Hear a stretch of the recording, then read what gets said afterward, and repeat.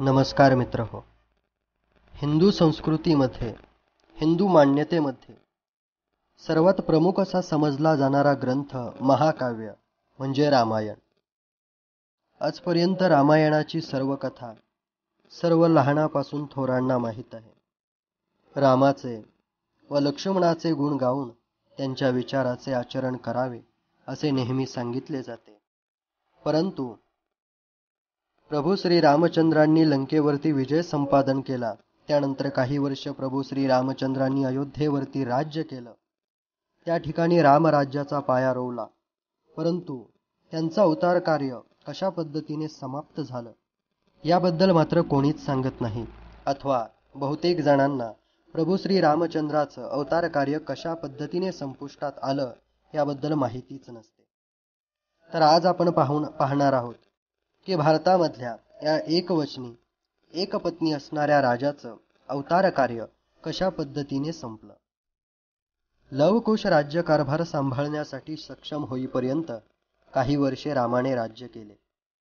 त्या काळातही एक आदर्श राजा म्हणून त्यांनी अयोध्येचा कारभार पाहिला. एके दिवशी एक ऋषी मुनी रामाला भेटायला आले आणि त्यांनी प्रभू रामांना एकांतात भेटण्याची विनंती केली. आणि अत्यंत नम्र असा स्वभाव असणाऱ्या प्रभू श्री रामचंद्राने त्या ऋषी मुनींची ही विनंती अतिशय नम्रपणाने मान्य केली. ऋषी मुनींच्या सांगण्याचा मान ठेवून त्यांनी लक्ष्मणाला जवळ बोलावले आणि लक्ष्मणाला सांगितले की ज्यावेळेस मी आणि हे ऋषी मुनी बोलत असू त्यावेळेस कोणालाही आतमध्ये पाठवायचे नाही.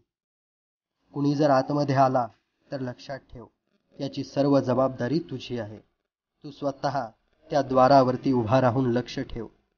जो कोणी आमचे संभाषण सुरू असताना आत येईल त्याला मी तात्काळ त्याच क्षणाला मृत्युदंड देईल. आणि लक्ष्मण द्वारावरती रखवालदारी करण्यासाठी परतला. आपल्या ज्येष्ठ बंधूंची आज्ञा शिरसावंद्य मानून लक्ष्मण डोळ्यात तेल घालून त्या दरवाजावरती पहाऱ्यासाठी उभा राहिला. ते ऋषी मुनी दुसरे तिसरे कोणी नसून साक्षात कालदेव म्हणजेच यम होते असे समजले जाते. आणि त्यांनी प्रभू श्री रामचंद्राला सांगितले की आता तुमचे पृथ्वीवरचे अवतार कार्य संपुष्टात येण्याची वेळ समीप आली आहे. तुम्ही स्वतः पुनश्च वैकुंठाला प्रस्थान करण्याची योजना आखावी. इकडे द्वारावर महर्षी दुर्वास प्रभू श्री रामचंद्रांची भेट घेण्यासाठी लक्ष्मणाशी हुज्जत घालू लागले. त्यांच्या तापट स्वभावामुळे सर्वजण दुर्वास ऋषींना वचकून असायचे. आणि आता लक्ष्मणाची परिस्थिती त्यांना अडवता अडवता गंभीर झाली होती. लक्ष्मण त्यांना समजावून सांगत होता, पण दुर्वास महर्षी काहीही ऐकण्याच्या मनस्थितीत नव्हते. लक्ष्मण महर्षी दुर्वास यांना आपली परिस्थिती आटोकाट समजावत होता, पण हट्टी महर्षी दुर्वास आता त्याचे काहीही ऐकून घेण्यास एक क्षणही तयार नव्हते. आणि आता जर तू मला सोडले नाही तर तुला तात्काळ शाप देईल अशी धमकी महर्षी दुर्वास यांनी लक्ष्मणाला दिली.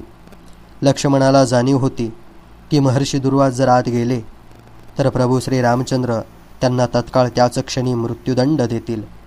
म्हणून महर्षी दुर्वास यांचे प्राण वाचवण्याच्या उद्देशाने लक्ष्मण रामाचा आदेश मोडून कालदेवाबरोबरच्या त्यांच्या संभाषणात बाधा आणतो.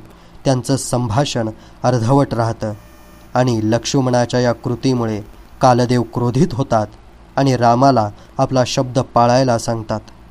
दिलेल्या वचनानुसार जो कोणी संभाषण सुरू असताना आत येईल त्याला मृत्युदंड देण्याची प्रतिज्ञा घेतल्याने प्रभू राम लक्ष्मणाला आपले शरीर त्याग करण्यास सांगतात. आणि प्रभू रामांचा हा निर्णय ऐकून सगळेजण थरकून उठतात. परंतु आपल्या बंधूवरती असीम प्रेम असलेला लक्ष्मण रामाच्या आदेशानुसार शरयू नदीच्या पात्रात खोलवर जातो आणि आपले मानवी रूप त्यागून भगवान विष्णूच्या अनंत शेष नागाचे मूळ रूप धारण करतो. प्रभू राम म्हणजे भगवान विष्णूचा अवतार असं हिंदू मान्यतेनुसार समजलं जातं. लक्ष्मणाच्या अवतार त्यागानंतर अयोध्या आपल्या पुत्रांच्या हवाली करून प्रभू राम देखील शरयू नदीच्या पात्रात खोलवर जातात.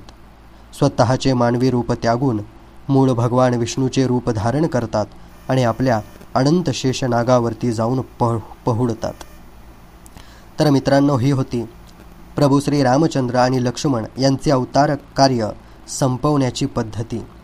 आजपर्यंत आपण रामायण अनेक वेळा ऐकले, रामायण अनेक वेळा पाहिले, परंतु भगवान विष्णूंचे अवतार असणारे प्रभू श्री रामचंद्र यांनी कशा पद्धतीने आपले अवतार कार्य संपविले आणि एक रामराज्य स्थापन करून या जगाचा निरोप कशा पद्धतीने घेतला याची कथा मी आज तुम्हाला सांगितली.